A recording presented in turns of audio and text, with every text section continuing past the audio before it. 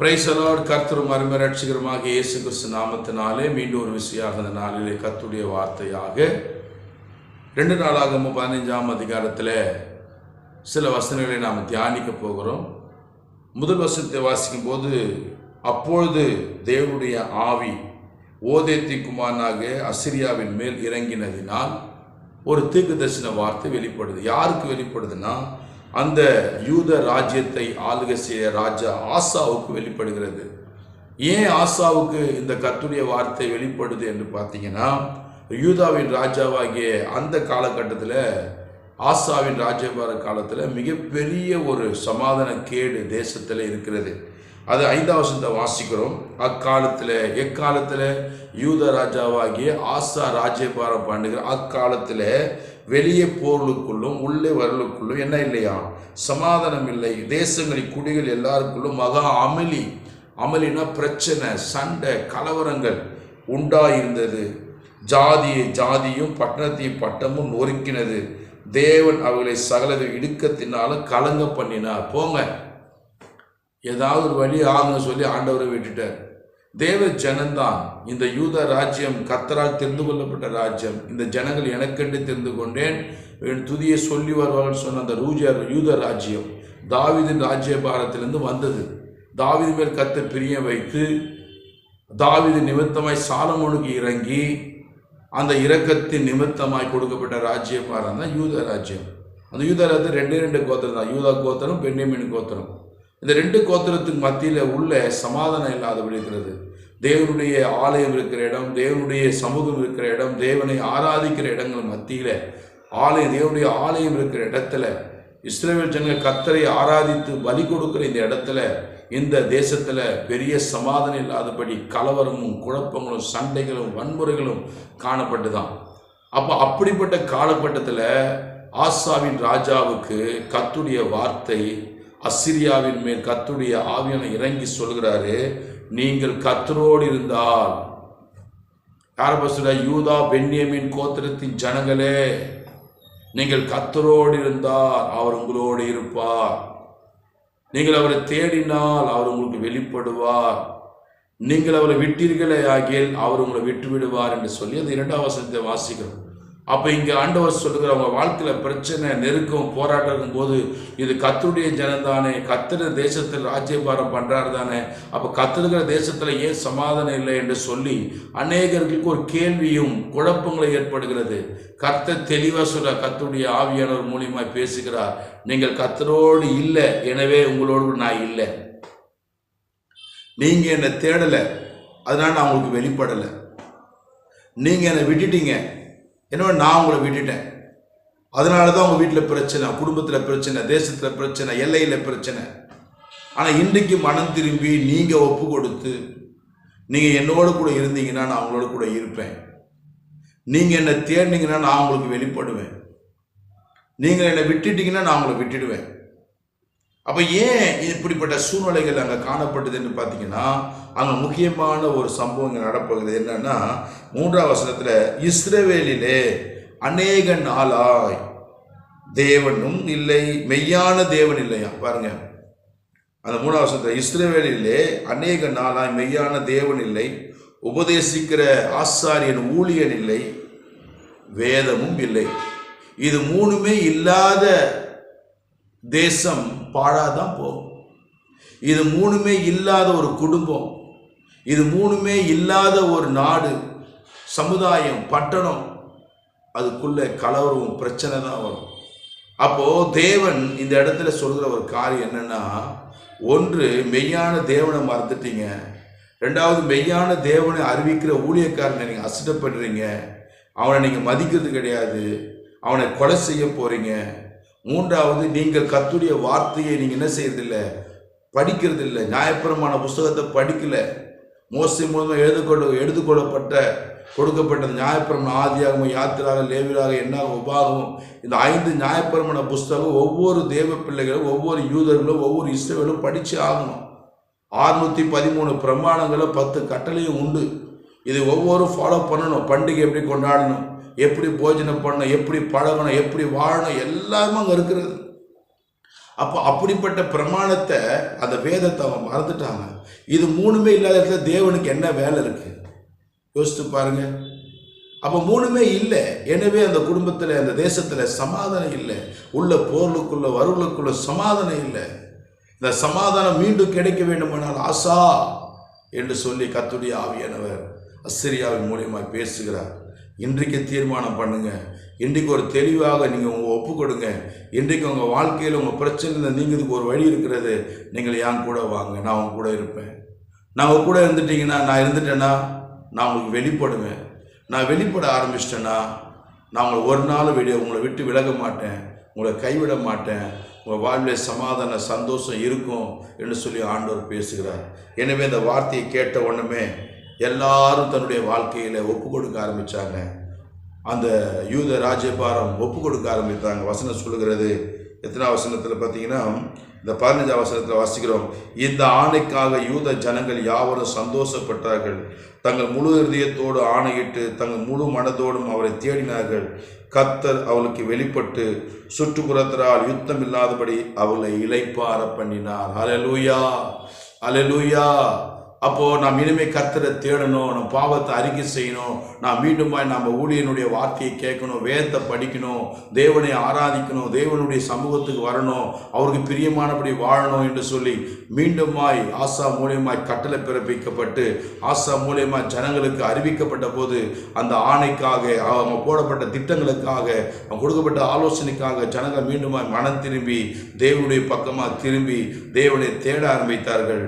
தேவன் மனமிறங்கி அவளுக்கு தன்னை வெளிப்படுத்தி சுற்றுப்புறத்தினால் இந்த யுத்தங்களை கத்த ஓய பண்ணி இளைப்பாற பண்ணினார். ஹல்லேலூயா.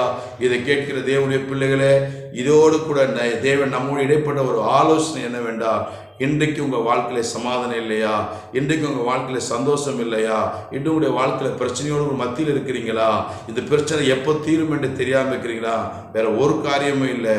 நீங்கள் தேவனுக்கு நேரத்தை கொடுங்க, வேதத்தை படியுங்க, அவரை தேடுங்க, நேரத்தை ஒதுக்கி தேடுங்க, அவர் சமூகத்தை தேடுங்க, அவருடைய சமூகத்தில் விழுந்து கிடந்து ஜெபிக்க ஆரம்பிங்க, வார்த்தையை படிங்க, ஆண்டுடைய சத்தத்தை கேட்கறதுக்காக அவருக்கு நேரத்தை கொடுங்க.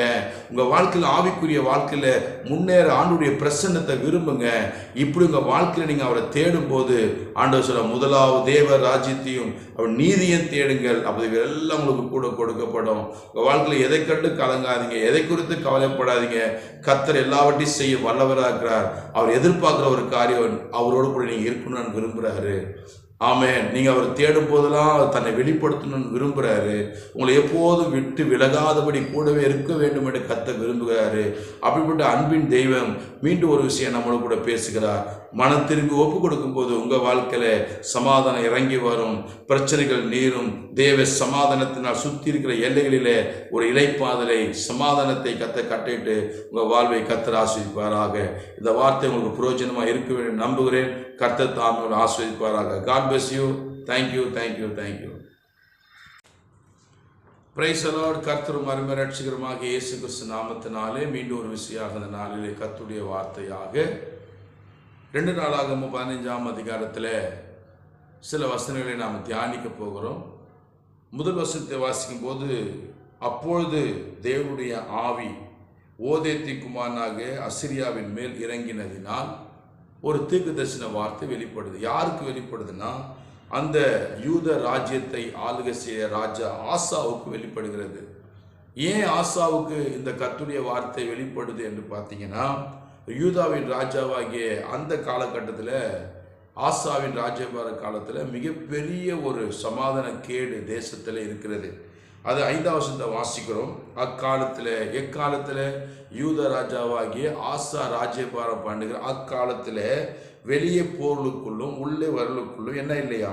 சமாதானம் இல்லை. தேசங்களின் குடிகள் எல்லாருக்குள்ளும் மகா அமளினா பிரச்சனை, சண்டை, கலவரங்கள் உண்டாயிருந்தது. ஜாதியும் பட்டணத்தையும் பட்டமும் நொறுக்கினது. தேவன் அவர்களை சகலத இடுக்கத்தினாலும் கலங்க பண்ணினார். போங்க, ஏதாவது ஒரு வழி ஆகுங்க சொல்லி ஆண்டவரை விட்டுட்டார். தேவ ஜனந்தான் இந்த யூத ராஜ்யம், கர்த்தரால் தெரிந்து கொள்ளப்பட்ட ராஜ்யம். இந்த ஜனங்கள் எனக்கென்று தெரிந்து கொண்டேன், துதியை சொல்லி வருவார்கள் சொன்ன அந்த யூத ராஜ்யம் தாவீதின் ராஜ்யபாரத்திலிருந்து வந்தது. தாவீது மேல் கர்த்தர் பிரியம் வைத்து தாவீது நிமித்தமாய் சாலமோனுக்கு இறங்கி அந்த இரக்கத்தின் நிமித்தமாய் கொடுக்கப்பட்ட ராஜ்யபாரம் தான் யூத ராஜ்யம். அந்த யூத ராஜ்யம் ரெண்டு கோத்திரம் தான், யூதா கோத்திரம், பென்யமீன் கோத்திரம். இந்த 2 கோத்திரத்துக்கு மத்தியில் உள்ள சமாதானம் இல்லாதபடி இருக்கிறது. தேவனுடைய ஆலயம் இருக்கிற இடம், தேவனுடைய சமூகம் இருக்கிற இடம், தேவனை ஆராதிக்கிற இடங்கள் மத்தியில் தேவனுடைய ஆலயம் இருக்கிற இடத்துல இஸ்ரவேல் ஜனங்கள் கர்த்தரை ஆராதித்து பலி கொடுக்கிற இந்த இடத்துல, இந்த தேசத்தில் பெரிய சமாதானம் இல்லாதபடி கலவரமும் குழப்பங்களும் சண்டைகளும் வன்முறைகளும் காணப்பட்டுதான். அப்போ அப்படிப்பட்ட காலகட்டத்தில் ஆசாவின் ராஜாவுக்கு கர்த்தருடைய வார்த்தை, அசிரியாவின் மேல் கர்த்தருடைய ஆவியான இறங்கி சொல்கிறாரு, நீங்கள் கர்த்தரோடு இருந்தால், யார் சொல்ற, யூதா பென்யமீன் கோத்திரத்தின் ஜனங்களே, நீங்கள் கர்த்தரோடு இருந்தால் அவர் உங்களோடு இருப்பார். நீங்கள் அவரை தேடினால் அவர் உங்களுக்கு வெளிப்படுவார்.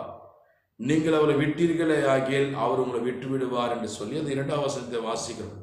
அப்போ இங்கே ஆண்டவர் சொல்லுகிற அவங்க வாழ்க்கையில் பிரச்சனை, நெருக்கம், போராட்டம் இருக்கும்போது இது கர்த்தருடைய ஜனந்தானே, கர்த்தர் தேசத்தில் ராஜ்யபாரம் பண்ணுறாரு தானே, அப்போ கர்த்தருக்கிற தேசத்தில் ஏன் சமாதானம் இல்லை என்று சொல்லி அநேகர்களுக்கு ஒரு கேள்வியும் குழப்பங்களை ஏற்படுகிறது. கர்த்தர் தெளிவாக சொல்ற, கர்த்தருடைய ஆவியானவர் மூலியமாக பேசுகிறார், நீங்கள் கர்த்தரோடு இல்லை, எனவே உங்களோடு நான் இல்லை. நீங்கள் என்னை தேடலை, அதனால நான் உங்களுக்கு வெளிப்படலை. நீங்கள் என்னை விட்டுட்டீங்க, என்ன நான் உங்களை விட்டுட்டேன், அதனால தான் உங்கள் வீட்டில் பிரச்சனை, குடும்பத்தில் பிரச்சனை, தேசத்தில் பிரச்சனை, எல்லையில் பிரச்சனை. ஆனால் இன்றைக்கு மனம் திரும்பி நீங்கள் ஒப்பு கொடுத்து நீங்கள் என்னோடு கூட இருந்தீங்கன்னா நான் உங்களோட கூட இருப்பேன். நீங்கள் என்னை தேடினீங்கன்னா நான் உங்களுக்கு வெளிப்படுவேன். நீங்கள் என்னை விட்டுட்டீங்கன்னா நான் உங்களை விட்டுடுவேன்.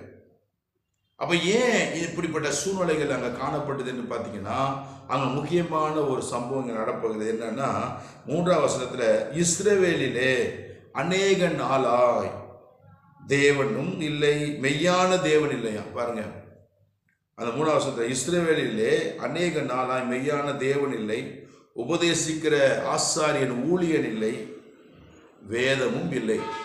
இது 3மே இல்லாத தேசம் பாழாதான் போகும். இது 3மே இல்லாத ஒரு குடும்பம், இது 3மே இல்லாத ஒரு நாடு, சமுதாயம், பட்டணம், அதுக்குள்ள கலவரம், பிரச்சனை தான் வரும். அப்போ தேவன் இந்த இடத்துல சொல்கிற ஒரு காரியம் என்னன்னா, ஒன்று, மெய்யான தேவனை மறந்துட்டீங்க. 2வது, மெய்யான தேவனை அறிவிக்கிற ஊழியக்காரனை நீங்கள் அசிட்டப்படுறீங்க, அவனை நீங்கள் மதிக்கிறது கிடையாது, அவனை கொலை செய்ய போறீங்க. 3வது, நீங்கள் கர்த்தருடைய வார்த்தையை நீங்கள் என்ன செய்யறதில்லை, படிக்கிறது இல்லை, நியாயப்பிரமாண புஸ்தகத்தை படிக்கல. மோசே மூலமாக எடுத்துக்கொள்ளப்பட்ட கொடுக்கப்பட்ட நியாயப்பிரமாண ஆதியாகமம், யாத்திராக, லேவியராக, என்னாகும், உபாகமம், இந்த 5 நியாயப்பிரமாண புஸ்தகம் ஒவ்வொரு தேவ பிள்ளைகளும், ஒவ்வொரு யூதர்களும், ஒவ்வொரு இஸ்ரவேலும் படித்து ஆகணும். 613 பிரமாணங்களும் 10 கட்டளையும் உண்டு. இது ஒவ்வொரு ஃபாலோ பண்ணணும். பண்டிகை எப்படி கொண்டாடணும், எப்படி போஜனம் பண்ணணும், எப்படி பழகணும், எப்படி வாழணும், எல்லாமே அங்கே இருக்கிறது. அப்போ அப்படிப்பட்ட பிரமாணத்தை, அந்த வேதத்தை அவங்க மறந்துட்டாங்க. இது 3மே இல்லாத இடத்துல தேவனுக்கு என்ன வேலை இருக்கு யோசித்து பாருங்க. அப்போ 3மே இல்லை, எனவே அந்த குடும்பத்தில், அந்த தேசத்தில் சமாதானம் இல்லை. உள்ள போர்களுக்குள்ள வருவர்களுக்குள்ள சமாதானம் இல்லை. இந்த சமாதானம் மீண்டும் கிடைக்க வேண்டுமானால் ஆசா என்று சொல்லி கர்த்தருடைய ஆவியானவர் அசிரியாவின் மூலியமாக பேசுகிறார். இன்றைக்கு தீர்மானம் பண்ணுங்க, இன்றைக்கு ஒரு தெளிவாக நீங்கள் உங்கள் ஒப்பு கொடுங்க. இன்றைக்கு உங்கள் வாழ்க்கையில் உங்கள் பிரச்சனை நீங்கிறதுக்கு ஒரு வழி இருக்கிறது. நீங்கள் என் கூட வாங்க, நான் உங்க கூட இருப்பேன். நான் உங்க கூட இருந்துட்டீங்கன்னா, நான் இருந்துட்டேன்னா நான் உங்களுக்கு வெளிப்படுவேன். நான் வெளிப்பட ஆரம்பிச்சிட்டேன்னா நான் உங்களை ஒரு நாள் உங்களை விட்டு விலக மாட்டேன், உங்களை கைவிட மாட்டேன். உங்கள் வாழ்வில் சமாதான சந்தோஷம் இருக்கும் என்று சொல்லி ஆண்டவர் பேசுகிறார். எனவே இந்த வார்த்தையை கேட்ட உடனே எல்லாரும் தன்னுடைய வாழ்க்கையில் ஒப்பு கொடுக்க ஆரம்பித்தாங்க. அந்த யூத ராஜ்யபாரம் ஒப்பு கொடுக்க ஆரம்பித்தாங்க. வசனம் சொல்லுகிறது, எத்தனாம் வசனத்தில் பார்த்தீங்கன்னா, இந்த 15ஆம் வசனத்தில் வாசிக்கிறோம், இந்த ஆணைக்காக யூத ஜனங்கள் யாவரும் சந்தோஷப்பட்டார்கள், தங்கள் முழு இதயத்தோடு ஆணையிட்டு தங்கள் முழு மனதோடும் அவரை தேடினார்கள். கர்த்தர் அவளுக்கு வெளிப்பட்டு சுற்றுப்புறத்தினால் யுத்தம் இல்லாதபடி அவளை இளைப்பார பண்ணினார். அல்லேலூயா, அல்லேலூயா.